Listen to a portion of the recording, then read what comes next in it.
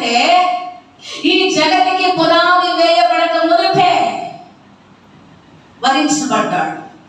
ఏదైనా తోటలో అవ్వ ఆదాము మోసపోయినప్పుడు, వారి మహిమ వస్త్రాలు తొలగిపోయినప్పుడు, వారి దిగంబరులుగా ఉండి అంజూరపు కచ్చడాలు కట్టుకొని చెట్ల చాటున దాక్కున్నప్పుడు, అప్పుడు మరొకసారి వధించబడ్డాడు.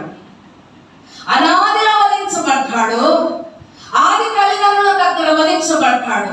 ఎట్లా వధించబడ్డాడమ్మా అంటే అక్కడ రాయబడి ఉంటుంది 3వ అధ్యాయం ఆది కాండములో, సాతాను మాట విని పాపము చేసినందున, మహిమ వస్త్రాలు కోల్పోయి దిగంబరులైనందున, అంజూరపు కట్టడములు కట్టుబడి చెట్ల చాటున దాక్కుని సిగ్గుపడుతున్నందున, దేవుడు తండ్రి అయిన దేవుడు దిగొచ్చి ఆదామా అంటే మేము దిగంబరులమయ్యని సిగ్గుపడి ఏడ్చారట.